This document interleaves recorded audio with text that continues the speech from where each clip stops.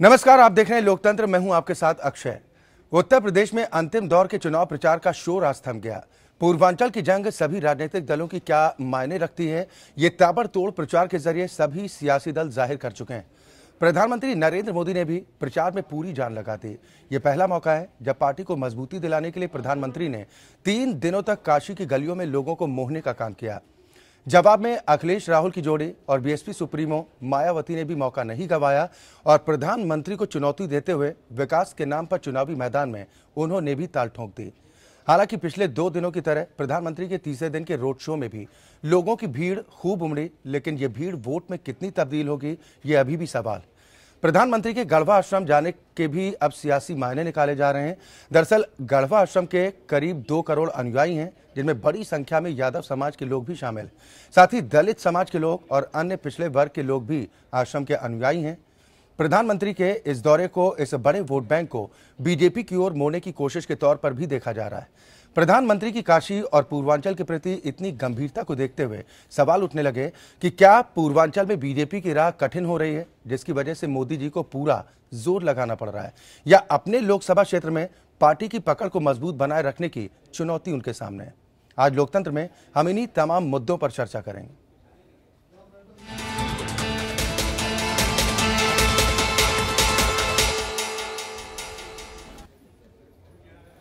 पूर्वांचल की 40 सीटों पर चुनाव प्रचार के आखिरी दिन भी वाराणसी में खूब शोर मचा रहा है। प्रधानमंत्री नरेंद्र मोदी आज फिर रोड शो करते नजर आए और पूर्व प्रधानमंत्री लाल बहादुर शास्त्री की प्रतिमा पर माल्यार्पण करने के बाद पैदल लाल बहादुर शास्त्री जी के पैतृक निवास पर पहुंचे। उन्होंने रोहनिया में एक जनसभा भी की। यही नहीं, मोदी गढ़वा आश्रम भी पहुंचे, जिसके करोड़ों अनुयायियों में सबसे बड़ी तादाद यादवों की है। अब सवाल इस बात को लेकर उठ रहे हैं कि धुआंधार दौरे करने वाले प्रधानमंत्री मोदी 3 दिन तक एक ही शहर में आखिर क्यों टिके रहे।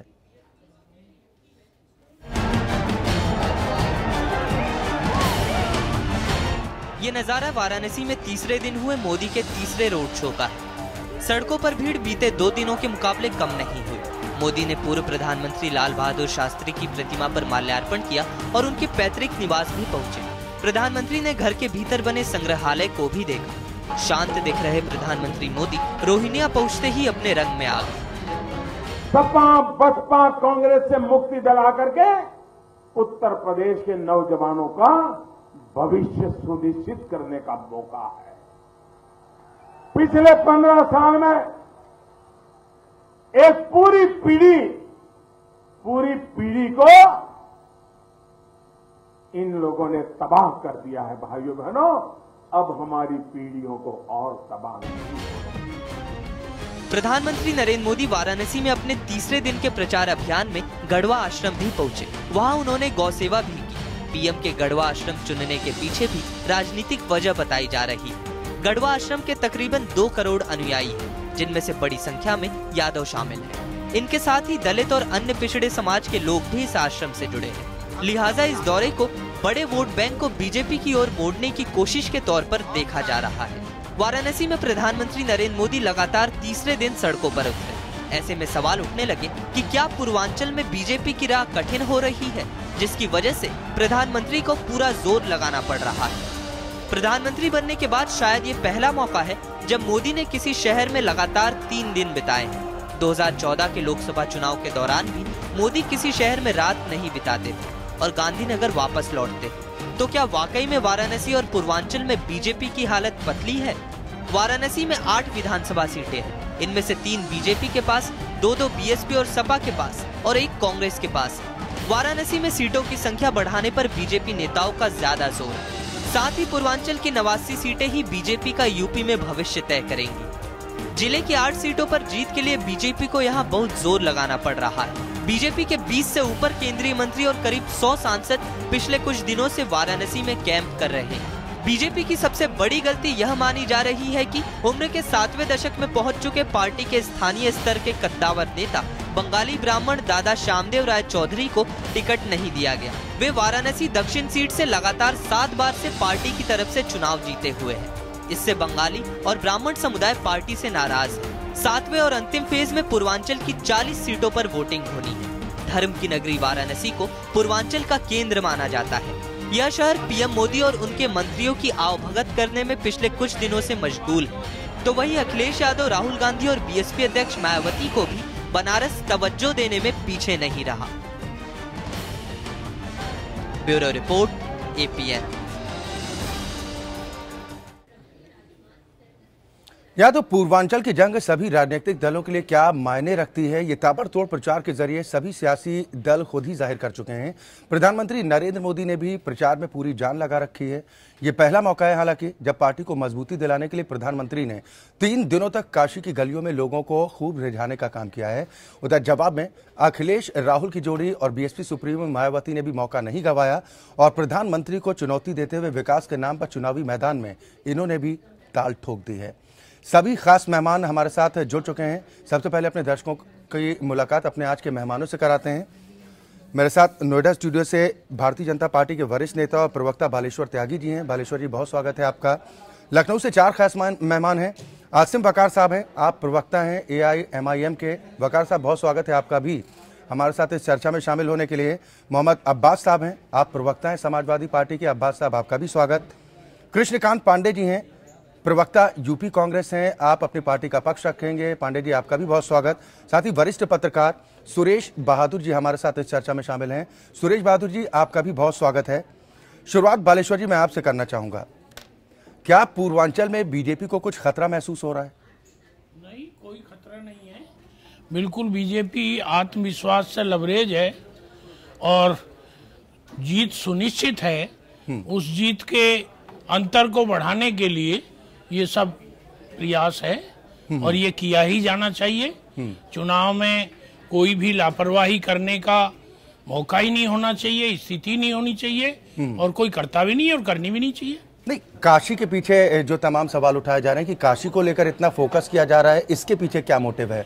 क्या प्रधानमंत्री को अपने लोकसभा क्षेत्र में पार्टी के सम्मान को बरकरार रखना की एक चुनौती है जिसकी वजह से वो ज्यादा फोकस काशी पर कर रहे हैं 3 दिन? ऐसा है कि प्रधानमंत्री जी का ये स्वभाव है, वो चुनौतियों को स्वीकार करने में उनको आनंद आता है। उन्हें लगता है कि पूर्वांचल का एक तरह से बनारस केंद्र है पूर्वांचल की राजनीति का जी। और बनारस उनकी चूंकि लोकसभा क्षेत्र है तो इसलिए उन्होंने और ज्यादा चिंता करके कि कोई भी बढ़िया से बढ़िया स्थिति हो और ठीक से पूरे पूर्वांचल में मैसेज जाए, तो उन्होंने किया है। करना चाहिए, हर सांसद को करना चाहिए। ठीक है, उन्होंने खुद भी कहा है कि मैं पार्टी का कार्यकर्ता भी तो हूँ, उस नाते में मैं भी समय लगा रहा हूँ। वकार साहब, काशी की गलियों में सभी दलों ने पूरी ताकत झोंक दी है, आप लोग इतना सक्रिय नहीं दिखे। 7वां चरण जो होने जा रहा है,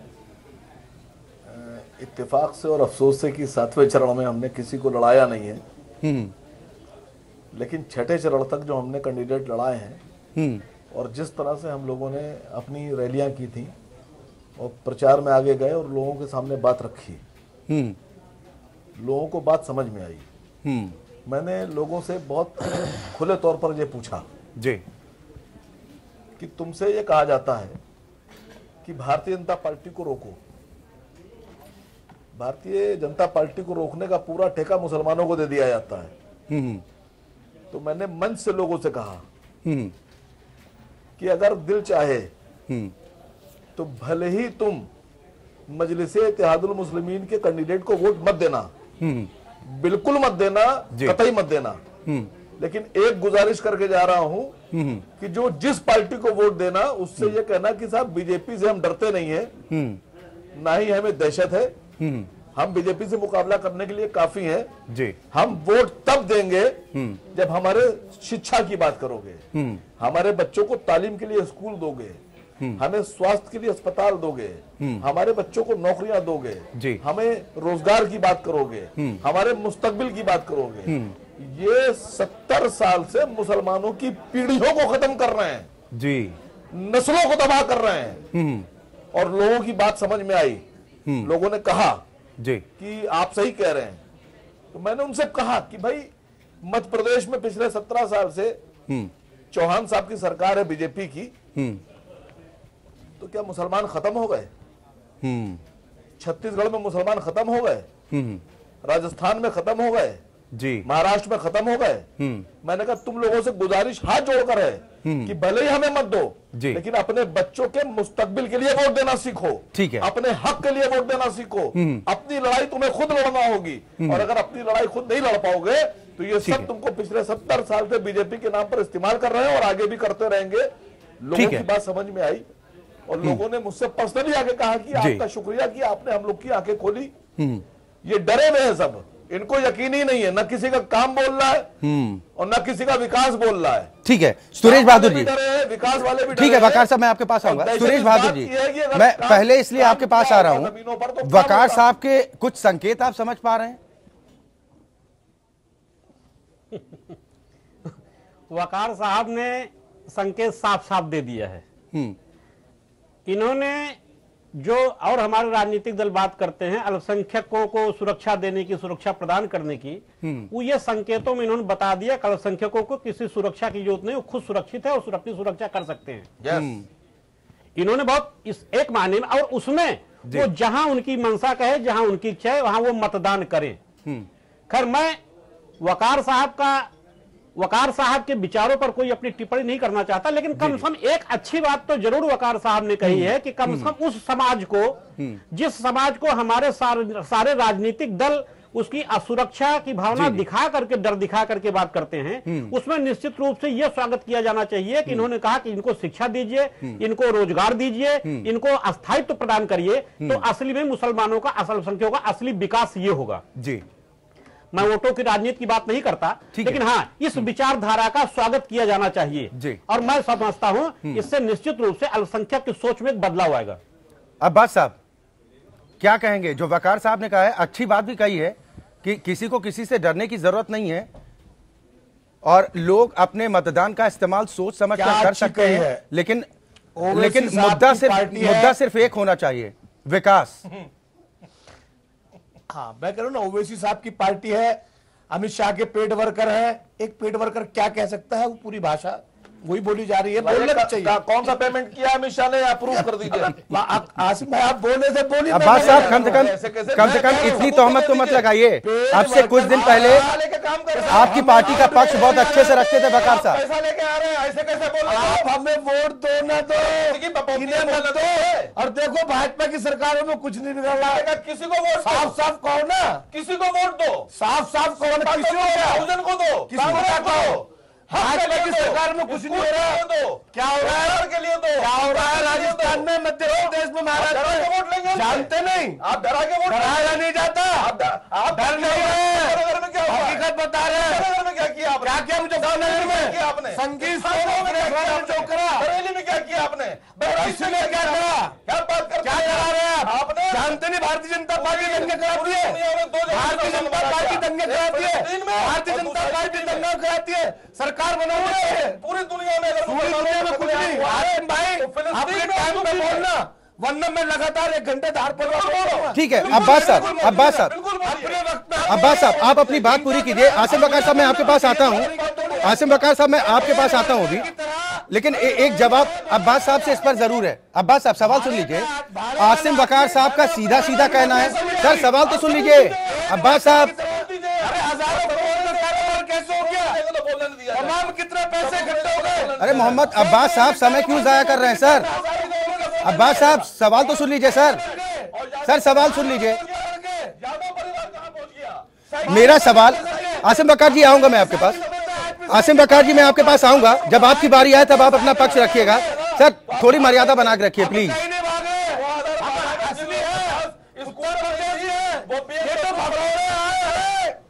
सर इस तरह से बहस की कोई सार्थकता की तरफ नहीं बढ़ सकती ना सर। कृष्णकांत पांडे जी मैं आपके पास आता हूं, वकार साहब का सीधा सीधा यही कहना है कि मुस्लिम समाज के लोगों को हमेशा डराने की कोशिश की गई है वोट के नाम पर। सीधा सवाल यही है ना। आज का विषय है अब्बास साहब, मोदी जी का पूर्वांचल दौरा। अब्बास साहब अब विषय भी आप तय मत कीजिए। अब्बास साहब विषय तय करना आपका अधिकार नहीं है सर। अब ये तो अपने सुन लीजिए, अब सुन लीजिए अब्बास साहब। सर मेरा सीधा सवाल है, जो अभी आसिम वकार साहब ने कहा उस पर रिएक्शन दीजिए कि मुस्लिम समाज के लोगों को सिर्फ डराने का काम किया गया, वोट की खातिर उन्हें बरगलाया गया है और सिर्फ वोट बैंक की राजनीति की गई है। कल्याण कितना हुआ सर? हमने मुसलमानों के लिए क्या कहा? मोदी जी की बात करते हैं, बात करते हैं, बहुत ज्यादा बोलने की बात नहीं है, बहुत बोलने की बात नहीं है। ये दलाली वाला काम मत करो। सर पहले भाषा की मर्यादा बनाए रखें। आप सभी मेहमानों से बड़ी विनम्र अपील है। सर लाखों दर्शक देख रहे हैं। मोहम्मद अब्बास साहब, जिस भाषा में जवाब इसे नुक्कड़ सभा मत बनाइए प्लीज। मैं बालेश्वर जी आपके पास आता हूं। सर इस तरह से चर्चा नहीं करा सकते ना बालेश्वर जी। जो अभी आसिम वकार साहब ने कहा कि सिर्फ मुसलमानों को लेकर सियासत करने की कोशिश की गई है, असल में कोई भी राजनीतिक दल उनके प्रति गंभीर नहीं हुआ है। उन्हें सिर्फ वोट बैंक के तौर पर इस्तेमाल किया गया था और किया जा रहा है आज भी। सीधा आरोप यही है। बिल्कुल सही कहा है। आज तक हम भी यही समझते हैं कि मुस्लिम समुदाय को केवल एक वोटर के रूप में इस्तेमाल किया गया है।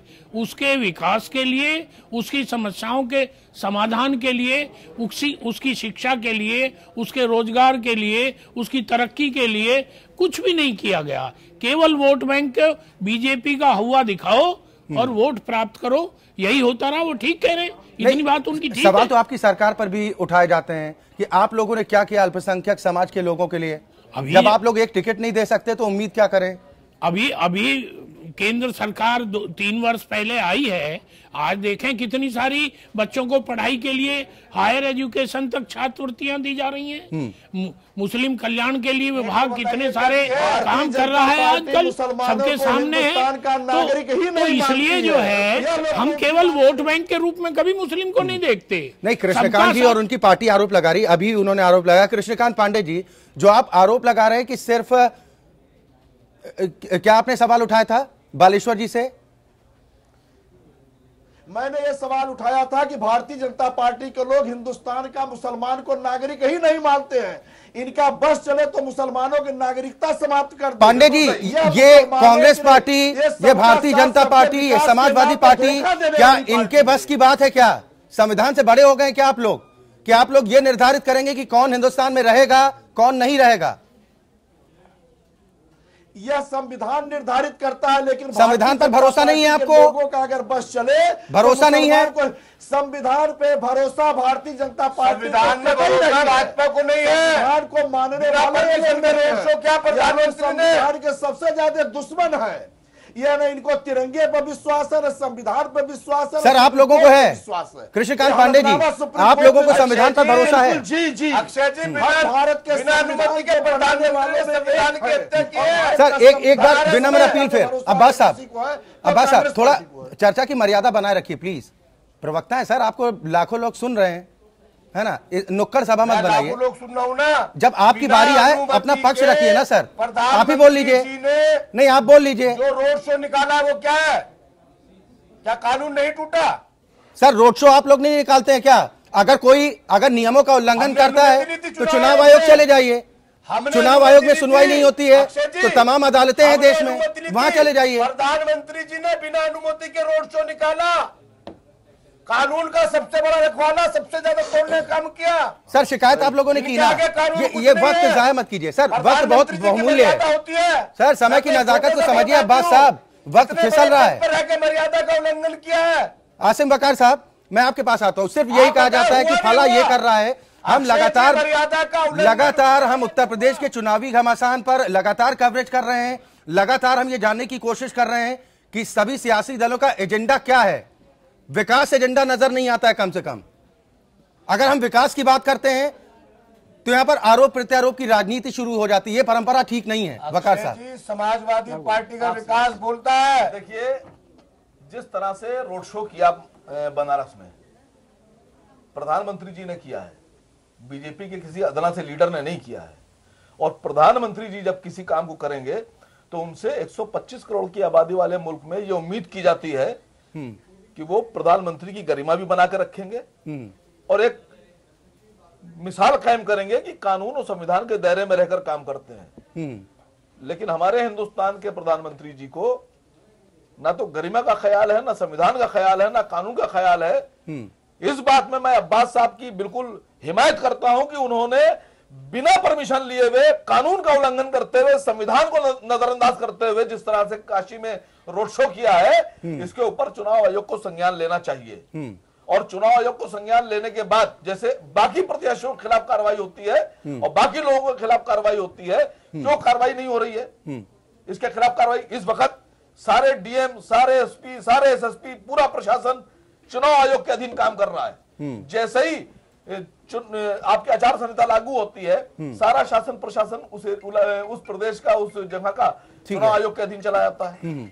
अब डीएम साहब ये कह रहे हैं कि वो खुली गाड़ी से दर्शन करने जा रहे थे, तो दर्शन करने अगर मैं भी जाऊंगा तो क्या मुझे जाने देंगे? अगर मैं कहीं जाऊंगा खुली गाड़ी से मुझे जाने देंगे? फिर अक्षय साहब, मैं आपसे उम्मीद करूंगा कि जिस तरह आप पैरवी प्रधानमंत्री की कर रहे हैं, उसी तरह पैरवी आपको एक आसिम वकार की भी करना पड़ेगी। सर, हम किसी की पैरवी नहीं कर रहे हैं। आसिम वकार साहब, सबसे पहले तो ये गलतफहमी अपने दिमाग से निकाल दीजिए। यहाँ पर हम आम जनता के प्रवक्ता के तौर पर जरूर हैं, किसी राजनीतिक दल की सदस्यता नहीं ली है। आसिम वकार साहब, मैं आपसे पूछ रहा हूं कि क्या हम सवाल इस बात को लेकर उठा रहे हैं, सर आप लोग मुद्दों की बात से भटक जाते हैं। जब हम मुद्दों की बात करते हैं तो आप लोग आरोप प्रत्यारोप में जुट जाते हैं। खुली गाड़ी से रोड शो दर्शन करने जा रहे थे। सर शिकायत तो कर दी है ना कृष्णकांत पांडे जी की पार्टी के लोगों ने। निर्वाचन आयोग है, शिकायत पहुंच गई है, कार्रवाई होगी। चुनाव आयोग क्या कर रहा है? निंदा तो आपको भी करनी चाहिए ना। निंदा तो आप भी कीजिए, आप भी करिए। और अगर आप निंदा नहीं करें तो आप करिए। आपको प्रधानमंत्री आपके साथ इतना संविधान का उल्लंघन कर रहा है। अगर आप निंदा नहीं करेंगे तो आपको जनता की आवाज नहीं माना जाएगा, आपको प्रधानमंत्री जी की और बीजेपी की आवाज माना जाएगा। सर जो आज आप लोग ये शोर मचा रहे हैं कि प्रधानमंत्री ने नियमों का उल्लंघन किया, एपीएन के मंच पर हमने सबसे पहले खबर चलाई थी। हमने पहले खबर चलाई थी कि नियमों की अनदेखी क्या किसी की तरफ से भी की जाती है, वो ठीक है। सर ये ब्लेम मत कीजिए, मुद्दों पर वापस आइए। मिसाल कायम कीजिए सर, तो आप मिसाल भी कायम कीजिए। निंदा चलिए मुद्दे पे वापस आइए। कृष्णकांत जी, मेरा सवाल इसी बात को लेकर है, डर किस बात को लेकर है? सभी सियासी दलों ने पूरी ताकत झोंक दी है। बनारस ये लगता है कि जैसे राजधानी बन चुका है, वहां पर सभी पार्टियों ने इतना ज्यादा फोकस कर दिया। ये सिर्फ इस वजह से डर है क्या कि प्रधानमंत्री ताबड़तोड़ प्रचार कर रहे हैं, इससे कुछ खतरा महसूस हुआ? देखिए हमारे अक्षय जी, हमारे गठबंधन के लिए तो एक शुभ संकेत यह है कि भारतीय जनता पार्टी के नेता, देश के प्रधानमंत्री श्री नरेंद्र मोदी जी ने मऊ की जनसभा में जिस तरह से हताशा का परिचय दिया, ये हमारे लिए शुभ संदेश है। बनारस में जिस तरह से हमारे गठबंधन की तो बात ही छोड़ दीजिए, कांग्रेस पार्टी के केवल 4 उम्मीदवार, बाकी 4 हमारे गठबंधन के साथी सपा के उम्मीदवार, और कांग्रेस पार्टी के इन 4 उम्मीदवारों ने इस तरह का उनसे इनको भय हुआ कि प्रधानमंत्री जी को 3 दिन काशी में प्रवास करना पड़ रहा है। काशी की जनता अपने सांसद को कम से कम देख सकी, धन्य हो गई। गंगा मैया कितने करोड़ में अभी साफ हो पाएगी? गंगा मैया इनसे एकांत में जब ये बैठ रही है तो मां इनसे पुत्र से सवाल पूछ रही है। और मैं तो प्रधानमंत्री को इस बात के लिए धन्यवाद देना चाहूंगा कि इनका हताशा, इनका निराशा, इनका काशी प्रवास, इनका उस आश्रम में जाना जहां के तमाम लोग वो आश्रम में गए थे गाय को घास खिलाने, एक जाति एक संप्रदाय को प्रभावित करने के जितने हथकंडे हैं। और सबसे बड़ी बात आपको बताऊं, सन 47 से आज तक आपके एक बड़े चैनल पे मैं बड़े विश्वास के साथ कह रहा हूं, हिंदुस्तान के किसी प्रधानमंत्री ने एज ए प्राइम मिनिस्टर देश में रोड शो नहीं किया। यह एक नया काम हुआ, इससे जनता गौरवान्वित। एक रिएक्शन सुरेश बहादुर जी से ले लेते हैं इस पर एक रिएक्शन बनता है। सुरेश बहादुर जी, अच्छा जी, सब पार्टियों की अपनी अपनी रणनीति होती है। क्या ये गुनाह है लोकतंत्र में कि अगर कोई नेता ज्यादा प्रचार करता है, जो ऐसे प्रमुख पद पर बैठा है, उसे नहीं करना चाहिए? सेकेंड लाइफ लीडरशिप समाप्त हो गई, इसलिए मोदी बीजेपी, बीजेपी मोदी हो गए। ठीक है सर, अब सुरेश बहादुर जी बताएंगे। देखिए अच्छा जी, किसी भी राजनीतिक दल के नेता को कहीं भी प्रचार करने का पूरा अधिकार है और उसे अपनी पार्टी के पक्ष में प्रचार करना भी चाहिए। लेकिन जिस तरह से प्रधानमंत्री जी अपने क्षेत्र में इस तरह प्रचार कर रहे हैं, पिछले 3 दिनों से कैंप किए हुए हैं, ये निश्चित रूप से एक मिसाल कायम हुई है। आज तक सच बात यह है किसी प्रधानमंत्री ने ऐसा नहीं किया जी। 2 कारण हो सकते हैं। इनका चुनाव मोदी जी के नाम पर लड़ा जाना था, प्रदेश में उन्हें ऐसा कोई नेता नहीं मिल पाया था जिसको आगे करके वो चुनाव लड़ते। ये इनकी चाहे इसकी वीकनेस सही है, चाहे उनकी अपनी अपनी बारीकी की बात, जो भी कहे, इनको ऐसा कोई नेता नहीं था कि जिसको मिल करके प्रदेश में आगे करके चुनाव लड़ते। निश्चित रूप से मोदी जी के नाम पर चुनाव लड़ जा रहा था, और मोदी जी को मुझे लगता है इसका आभास हो गया पिछले 5 चरण के चुनाव तक कि मोदी जी को जो अपेक्षित सफलता मिलनी चाहिए थी भाजपा को, वो सफलता नहीं मिल रही है। इसलिए उन्होंने चुनाव के अंतिम चरण में अपनी पूरी ताकत झोंक दी है। बहुत साफ बात है, चुनाव उनकी प्रतिष्ठा से जुड़ा हुआ है, और चुनाव अभी भी किसी भी राजनीतिक दल के लिए बताना पाना बहुत बड़ा मुश्किल होगा ऊंट किस करवट बैठेगा जी। इसलिए मोदी जी का यह कदम निश्चित रूप से हो सकता है उनके प्रशंसकों के लिए, उनकी पार्टी के लिए लाभदायी हो या उसके प्रशंसा करते हो, लेकिन इस कदम से निश्चित विपक्षियों के हौसले जरूर बढ़ गए हैं कि भाजपा इस समय उस उत्साह से, उस जोश से चुनाव नहीं लड़ पा पाई है जिस चुनाव से लड़ना चाहिए था। और मोदी जी नई ऊर्जा का संचार करने के लिए मोदी में वहां बनारस में कैंप किए हुए हैं। प्रधानमंत्री का इतना फोकस क्यों है? क्या प्रधानमंत्री को पूर्वांचल पर खतरा नजर आया? बालेश्वर त्यागी जी, काशी में जिस तरह से रोड शो करके एक माहौल बनाने की कोशिश प्रधानमंत्री की तरफ से की जा रही है, और जो विपक्षी पार्टियों की तरफ से आरोप लगाए जा रहे हैं कि प्रधानमंत्री हैं तो मनमर्जी कर सकते हैं, नियम कायदा कोई उनके लिए मायने नहीं रखता। नहीं, ऐसा नहीं है। ये नरेंद्र मोदी जी पहली बार प्रधानमंत्री बने हैं ना। अब तक जितने प्रधानमंत्री थे नरेंद्र मोदी नहीं थे। नरेंद्र मोदी पहली बार बने। नरेंद्र मोदी का ये स्वभाव है कि वो चुनौतियों को स्वीकार करते हैं। आज नरेंद्र मोदी सारे प्रधानमंत्री बने हैं ना। नरेंद्र मोदी ने नोटबंदी करके दिखाई ना, इतना बड़ा फैसला लिया और उसे इम्प्लीमेंट करके दिखाया ना। जब पहली शपथ ग्रहण की तो सारे अपने पड़ोसी देशों के राज्याध्यक्षों को बुलाया ना। जब संसद में प्रवेश किया तो संसद के दरवाजे पर माथा टेका ना। ये नरेंद्र मोदी हैं, ये अलग प्रधानमंत्री हैं। ये कोई पदचिन्हों पे चलने वाले नहीं है। ये पदचिन्ह बनाते हैं जिन पे लोग पीछे चलेंगे। वो चुनौतियों को स्वीकार कर रहे हैं। ये बात ठीक कही है अभी, ये सारी बात स्पष्ट कही है कि नरेंद्र मोदी के नाम पर चुनाव लड़ा जा रहा है। उनकी प्रतिष्ठा है, उनकी प्रतिष्ठा के लिए चेहरे को लेकर सवाल उठ रहा है कि क्या भारतीय जनता पार्टी के पास, ठीक है आऊंगा आसिम बकर साहब आऊंगा, जो विरोधी पार्टियों की तरफ से सवाल उठ रहे हैं कि क्या भारतीय जनता पार्टी के पास कोई चेहरा बचा नहीं है प्रधानमंत्री मोदी के सिवा? नहीं, बात यह है कि ये बीजेपी का अपना मामला है कि बीजेपी किसको चेहरा लेकर लड़ती है पार्टी। ये पार्टी किसको चेहरा बनाकर चुनाव लड़ती है, ये बीजेपी का अपना निर्णय है। बनारस की बात, बालेश्वर जी बनारस की बात कर लेते हैं। बनारस में क्या चुनाव की 3 सीटें थी पिछली बार? नहीं, मैं यही कहना चाहता हूँ। ठीक है, आ रहा हूं आसिम बकर साहब। बनारस में पिछली बार भारतीय जनता पार्टी के हिस्से में 3 सीटें आई थी, और इस बार टिकट वितरण को लेकर भी नाराजगी देखने को मिल रही है। चौधरी साहब की तरफ से काफी नाराजगी जाहिर की गई थी, पर शायद मुलाकात भी प्रधानमंत्री जी से हुई, कुछ इस तरह की जानकारियां आई थी। क्या ये वो तमाम वजह है जिसकी वजह से काशी पर इतना फोकस है? नहीं, आप ये तो समझो ना, पूरे परिप्रेक्ष्य के पूरे चुनाव के परिदृश्य को देखो ना। 45 से आखिर बहुमत प्राप्त करना है तो परिश्रम की पराकाष्ठा करनी है। उससे पेट में दर्द होने की क्या आवश्यकता है? सब कर रहे हैं, सबको करना चाहिए। कृष्णकांत पांडे जी कह रहे हैं क्या प्रधानी के चुनाव होंगे तब भी मोदी जी चेहरा होंगे? क्या दिक्कत है इसमें? कठिनाई क्या है? अरे मोदी ऐसा चेहरा जो चमकता है, चेहरा चमक चेहरे को सब देख रहे हैं, सब स्वागत कर रहे हैं। तो ये विपक्ष के पेट में दर्द होने की क्या होगा? राजनाथ सिंह का क्या होगा? कलराज मिश्रा का? ये बीजेपी के लोग तय करेंगे। कलराज जी देखेंगे, राजनाथ जी देखेंगे। आप क्यों परेशान है इस बात को लेकर? अब्बास साहब, मैं आपके पास आता हूँ, पूरे देश में आपके पास आता हूँ। आज जब प्रधानमंत्री जनसभा को संबोधित कर रहे थे, कृष्णकांत जी आ रहा हूँ आपके पास, जब आज संबोधित कर रहे थे तब उन्होंने कहा कि अगर उत्तर प्रदेश को बचाना है तो सपा बसपा कांग्रेस को हटाना ही होगा, तभी विकास संभव है। और दावा भी उन्होंने कर दिया आज कि 11 मार्च को जब नतीजे सामने आ जाएंगे 2 दिन पहले होली खेलेंगे।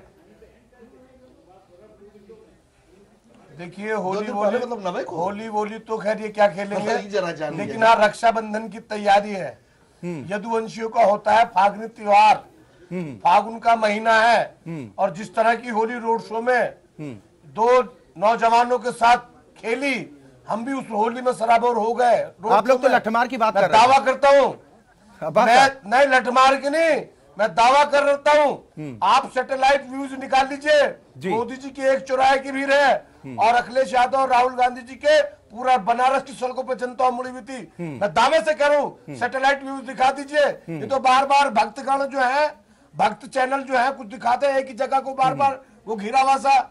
और ये भैया कानून के सबसे ऊपर लोग हैं। कृष्णकांत जी, भीड़ क्या वोट का पैमाना होती है? लेकिन अगर भीड़ जुट रही है तो वो वोट में तब्दील होगी, इस बात की गारंटी है क्या? अब्बास साहब को बताइए जरा। बार बार रोड शो का सर, आपके सहयोगी हैं, उनसे सुन लीजिए। अक्षय जी, बड़ी ईमानदारी से कह रहा हूं, भीड़ वोट का पैमाना नहीं होती है, लेकिन लोकतंत्र में रोड शो हो रहा है, चाहे मीटिंगें रैली जो भी होती है, उसी लिए होती है कि उसकी भीड़ से एक अंदाजा लगे कि हमारी स्थिति क्या है। 10% नीति मोदी जी की। जिस तरह से नरेंद्र मोदी जी बनारस में अपने संसदीय क्षेत्र में फ्लॉप हुए हैं, मजबूरन बड़ी ईमानदारी के साथ इस बात को आप भी जान रहे हैं, आपका बड़ा चैनल है और जरूर आप लोगों को इस बात का संज्ञान होगा। उस तरह से आज यहाँ रुकना, सारी चीजों का करना, कानून का उल्लंघन। श्री बालेश्वर त्यागी जी बहुत बड़े नेता है, बड़े अनुभवी, बहुत एजेड नेता है, और इनसे पूछना चाह रहा हूं कि मोदी जी के पद चिन्हों पे चला जा, क्या यही कि संविधान को हम नहीं मानेंगे? क्या नागपुर में तिरंगा नहीं फहराया जाएगा 50 वर्षों तक? क्या बिना परमिशन के रोड शो हम करेंगे? खुली गाड़ी में जाएंगे, कहेंगे हम दर्शन करने जा रहे हैं? क्या रमजान कब्रिस्तान की बात यहाँ होनी चाहिए थी चुनाव में? क्या स्मशान घाट की बात होनी चाहिए थी चुनाव में? क्या बिजली भी हिंदू मुसलमान में बट गई? 403 सीट में एक भी मुसलमान नहीं दिखा इनको टिकट देने के लिए। इस सबका साथ सबका विकास क्या है? कसम खा के आए हैं कि जो भी कहेंगे वो नहीं करेंगे। ये शपथबद्ध है कि जो भी कहेंगे उसका उल्टा ही हम करेंगे। ठीक है नरेंद्र मोदी जी, ठीक है पांडे जी, आप जवाब ले ले बालेश्वर जी से कि पूरे देश से, देश व्यक्ति से बड़ा होता है। मोदी जी, आप देश से बड़ा होने की कोशिश मत करिए। ठीक है, ठीक है, आप जवाब ले लीजिए। बालेश्वर जी क्या कहेंगे? आरोप संगीन है। और आरोप कुछ भी कह सकते हैं, चैनल पर बैठे हैं। आप ये देखिए कि अभी तो कह रहे थे खाट पंचायत करके के 27 साल प्रदेश बेहाल, और अब दोनों किस तरह से एक दूसरे की जोड़ी की प्रशंसा हो रही है। जवाब दीजिए, वो सपा जवाब दे कि 5 साल में उन्होंने किया क्या है। आप एक तरफ कह रहे हैं कि मोदी जी के फ्लॉप शो हैं और दूसरी तरफ चिंतित हो रहे हैं कि मोदी जी क्यों कर रहे हैं। तो दोनों बातें नहीं हो सकती, ये दोनों बातें नहीं हो सकती। मैं कहता हूं कि ना मोदी जी का कार्य अवैधानिक है और ना अनैतिक है। हर राजनीतिक दल को ये पूरा अधिकार है कि अपने मतदाता को अपनी बात पहुंचाए, मतदाता तक जाए और मतदाता को सहमत करे अपनी बात से। इससे आसिम बकार साहब, आज निशाना भी खूब साधा है। प्रधानमंत्री ने राहुल अखिलेश की दोस्ती को लेकर भी सवाल उठाया कि ये दोस्ती आने वाले वक्त में खैर जो भी उसके नतीजे निकलते हैं, लेकिन उन्होंने कहा कि उत्तर प्रदेश में गुंडाराज कायम है, कानून व्यवस्था के नाम पर यहां पर कुछ भी नहीं है। शाम 7 बजे के बाद महिलाएं और बच्चियां घर से निकलने में डरती हैं। कानून व्यवस्था को लेकर साफ तौर पर अब्बास साहब की पार्टी पर सवाल खड़े किए उनकी सरकार पर। इसमें कितनी सच्चाई आप देखते हैं? देखिए, प्रधानमंत्री ने सवाल खड़े किए। चुनाव है, वोट के माध्यम से जनता जवाब देगी। कानून व्यवस्था खराब है, नहीं खराब है, अच्छी है, बुरी है, यह आपने सवाल उठा दिए, ठीक है। लेकिन सच्चाई जो यहाँ बात हम लोग कर रहे हैं, उस बात का ना तो कोई जवाब और ना कोई हल निकल के आया। मैं अब्बास साहब से फिर एक गुजारिश करना चाहता हूं, गौर से सुनिएगा।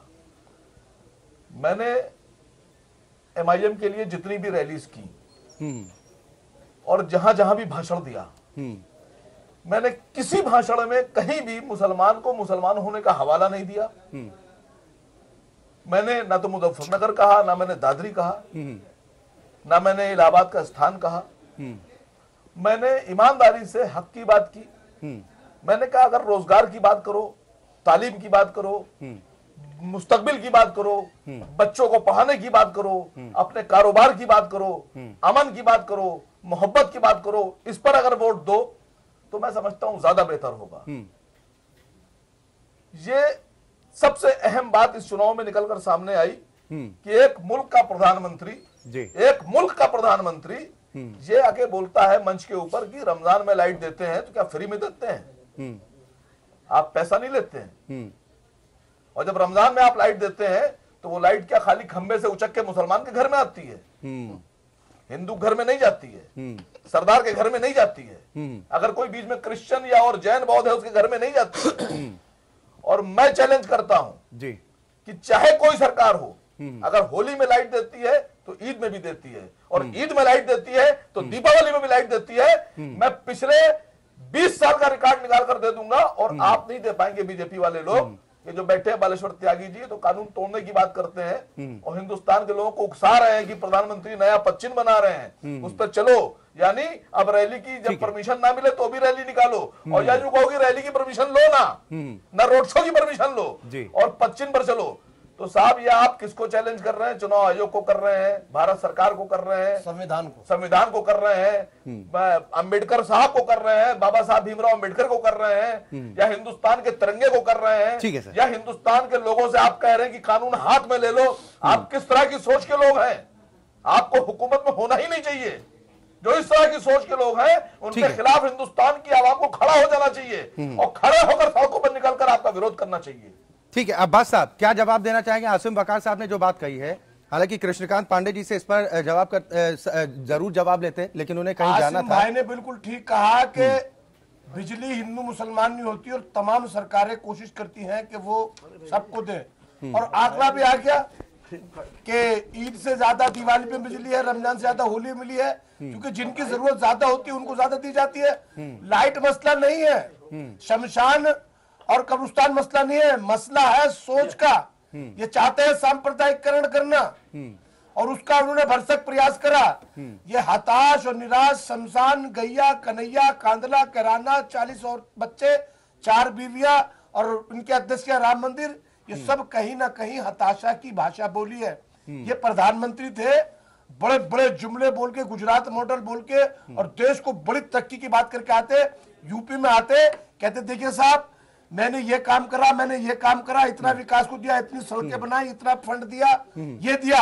लेकिन जरा मेरी आपसे हाथ जोड़ के विनती है, आप एपीएन चैनल वाले बनारस दिखाते, जयपुर 30 किलोमीटर तो है, दिखाते संसदीय क्षेत्र गांव।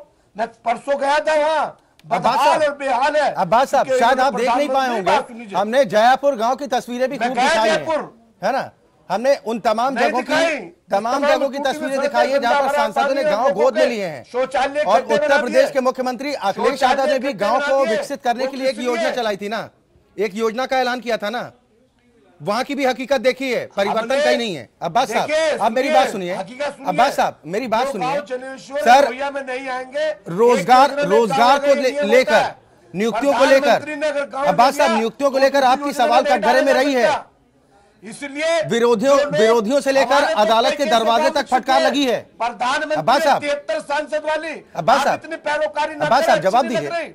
अब्बास साहब आप मैंने कहा जयपुर का, इनका एक गांव बताया ना, 73 सांसद है, कोई 5 साल पूरे कर रही है सरकार, अपनी उपलब्धि बतानी चाहिए। अक्षय जी अपनी उपलब्धि बताएं कि 5 साल में इन्होंने क्या किया है।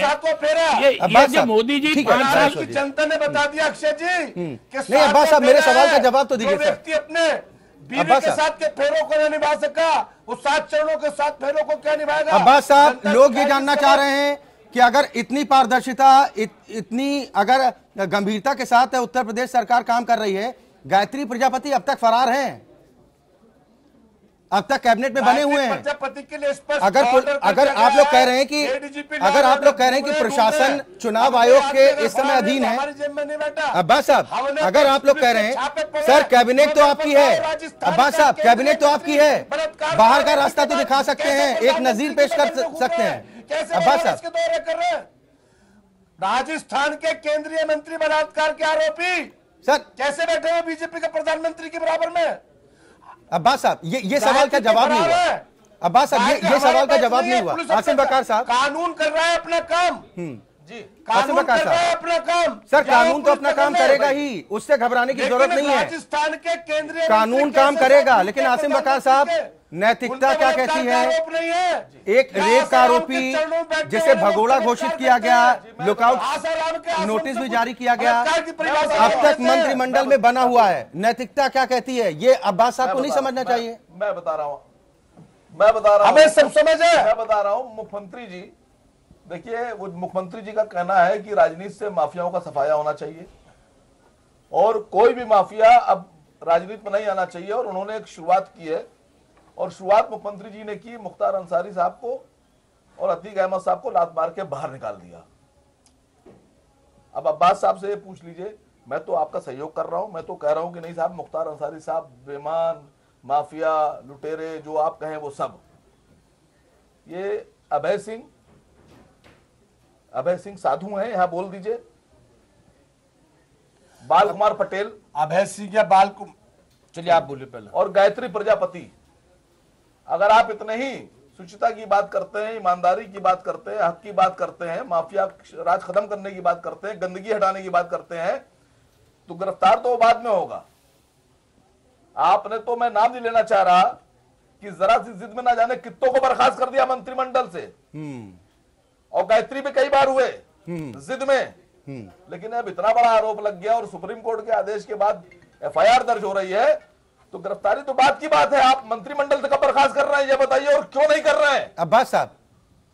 और अगर मुख्तार अंसारी को आप निकाल सकते हैं, तो अभय सिंह और गायत्री पार्टी में कैसे बने हुए हैं अभी तक? इस बात का जवाब देना पड़ेगा आपको। अब्बास साहब, जवाब आपसे गली गली मांगा जाएगा, हम रोकेंगे नहीं, हम थकेंगे नहीं, हम आपसे जवाब मांगेंगे। आसिम भाई जरा खामोशी करते हैं। आसिम भाई हमारी पार्टी के बड़े पुराने आदमी थे और अक्सर चैनलों में पार्टी का बड़ा पक्ष रखते थे। मुजफ्फरनगर से दंगों में सबसे ज्यादा यही सफाई देते थे। लेकिन अब कुछ तो मजबूरियां होंगी, यूं ही कोई बेवफा नहीं होता, मैं उसका कोई वो नहीं करता, लेकिन मुझे इनके जाने की तकलीफ जरूर है। मेरे भाई थे, लेकिन अभय सिंह हो या कोई और पटेल हो, उन पे ऐसे गंभीर आरोप नहीं। और हमारे दल में मुख्तार अंसारी, आप बोलिए, और मुख्तार अंसारी माफिया है। मुझे बोलने दो ना, मुझे बोलने दो। वेरी गुड, जवाब ले लीजिए। आपका मैं नंबर थोड़ी करा। मुख्तार अंसारी को हमने अपने दल में नहीं लिया, पहले दिन से उस पर विरोध था, और चाहे कितनी बड़ी बात हुई, कितना बड़ा मामला हुआ, लेकिन डीपी यादव से लेकर मुख्तार अंसारी तक हम दूर हैं। वो बात दूसरी है कि बहन जी ने उन्हें आंचल में बैठा लिया, वो बात दूसरी है कि भारतीय जनता पार्टी ने कैंडिडेट ही खड़ा नहीं करा। सर, गायत्री प्रजापति अभी तक गोद में महान लोग हैं अब्बास साहब, गायत्री प्रजापति कितने महान लोग हैं। गायत्री प्रजापति चाहोगी पुलिस पकड़ ले, कोई नहीं हिमात ले रहा, मगर केंद्र सरकार के केंद्रीय मंत्री, राजस्थान के मंत्री केंद्र बैठे बलात्कार के आरोपी कैसे प्रधानमंत्री के साथ घूम रहे हैं? सुरेश बहादुर जी, सुरेश बहादुर जी, अच्छा, ये तर्क कि मेरी कमीज ज्यादा साफ, इसकी कमीज ज्यादा गंदी, सुरेश बहादुर जी, बलात्कार के आरोपियों के साथ कैसे घूमते हैं प्रधानमंत्री? ये सवाल से तो बचा नहीं जा सकता ना अब्बास साहब। सुन लेता ना, गायत्री को गायत्री के बार गायत्री जो गया उसका काम हो गया, पुलिस अपना काम करे। पुलिस कहीं वादा नहीं पहुंचा रही। सर, बर्खास्तगी कैसे घूम रहे हैं? सुरेश बहादुर जी, क्या मजबूरी है कि अब तक गायत्री प्रजापति बने हुए हैं कैबिनेट में? एक तरफ बात होती है कि हम स्वच्छ राजनीति की तरफ बढ़ रहे हैं, मुख्तार, अतीक अहमद जैसे लोगों की हमारी पार्टी में कोई जगह नहीं है, दूसरी तरफ अभय सिंह जैसे तमाम ऐसे नेता हैं जिनकी लंबी चौड़ी फहरिस्त है, वो बने होते हैं। उसके बाद नैतिकता की बात। देखिए अक्षय जी, अभी मेरे सहयोगी कही गए ना, कुछ तो मजबूरियां रही होंगी, वरना यूं ही कोई बेवफा नहीं होता। आसिम भाई के लिए कहा, किसी के लिए कहा, बहुत सीधी सी बात है अक्षय जी। आसिम भाई के लिए कहा था जिस मुख्तार अंसारी की चर्चा हो रही थी, जिस मुख्तार अंसारी की चर्चा हो रही थी जी, जिस मुख्तार अंसारी की चर्चा हो रही थी, उस मुख्तार अंसारी को समाजवादी पार्टी के तत्कालीन राष्ट्रीय अध्यक्ष मुलायम सिंह यादव ने गाजीपुर में जाकर रैली और बाजे गाजे के साथ उसको शामिल किया था समाजवादी पार्टी में। मुख्तार कभी शामिल नहीं हुआ। एक मिनट, कौमी एकता दल को अब तकनीकी तौर पर मत जाइएगा, नहीं बहुत दिक्कत हो जाएगी। तकनीकी तौर पर मत जाइए। कौमी एकता दल को शामिल किया था, और कौमी एकता दल के विधायक है मुख्तार अंसारी, नहीं शामिल किया। कौमी एकता दल के विधायक है मुख्तार अंसारी। एक चीज, दूसरा, हमारे सहयोगी चाहे जो करें, जहां तक पूर्वांचल में अल्पसंख्यकों का सवाल है, मुलायम सिंह जी एक बहुत बड़े राजनीति हैं, राजनीति के बहुत बड़े खिलाड़ी हैं, उनकी नजर अल्पसंख्यक समुदाय के मतों पर थी। मुख्तार अंसारी निश्चित रूप से, हमारे साथी सहयोगी जो भी कहें, पूर्वांचल में निश्चित रूप से अल्पसंख्यक समुदाय पर उसका एक दबदबा है, उसके पीछे लोग हैं। यही एक बात थी कि जैसे ही आपने उसका दामन छोड़ा, मायावती बिल्कुल बैठी थी और उन्होंने उनको लपक लिया। एक राजनीतिक चाल है। सर, एक फाइनल कमेंट बड़े संक्षेप में सुरेश बहादुर जी, क्योंकि वक्त इससे ज्यादा इजाजत नहीं दे रहा है। एक फाइनल कमेंट आपसे कि आम जनता जो अभी 40 सीटों के लिए मतदान होना बाकी है, सभी सियासी दल अपना अपना दावा कर रहे हैं, सपने भी खूब दिखा रहे हैं, क्या अपील करना चाहेंगे लोगों से? देखिए अक्षय जी, बहुत साफ बात है। जिस तरह से प्रधानमंत्री जी 3 दिन से आकर बनारस में रुके हुए हैं, जमे हुए हैं, उससे बहुत साफ है कुछ में एक हताशा है, भारतीय जनता पार्टी में एक निराशा। यह कहना कि वो बहुमत बनाने के लिए रुके हैं, यह उचित नहीं होगा जी। ये निश्चित रूप से ये दर्शाता है और इससे निश्चित रूप से उनकी विपक्षी दलों के हौसले बुलंद होते हैं। और जहां तक अभी तक वर्तमान स्थिति बात है, मैं तो अभी वर्तमान स्थिति में उत्तर प्रदेश में हंग असेंबली ही देख रहा हूं। बस मेरा अनुरोध है कि आगे के चरण में लोग जाएं और जमकर मतदान करें। चलिए, बिल्कुल बहुत शुक्रिया आप सभी मेहमानों का हमारे साथ इस कार्यक्रम में शामिल होने के लिए। तो ये चुनावी घमासान है उत्तर प्रदेश में छिड़ा हुआ है। हालांकि अंतिम दौर की तरफ अपना ये चुनाव बढ़ता हुआ नजर आ रहा है। 40 सीटों पर वोटिंग रह गई है। दावे सभी पार्टियों की तरफ से किए जा रहे हैं, वादे भी खूब किए जा रहे हैं। लेकिन एपीएन के मन से हम यही अपील करते हैं कि आम जो मतदाता है वो जागरूक रहे, अपने वोट की ताकत का इस्तेमाल सोच समझ कर करे, क्योंकि उसके एक वोट की ताकत से ही उत्तर प्रदेश की तकदीर बदल सकती है, तस्वीर बदल सकती है। लोकतंत्र पे आज के लिए बस इतना ही।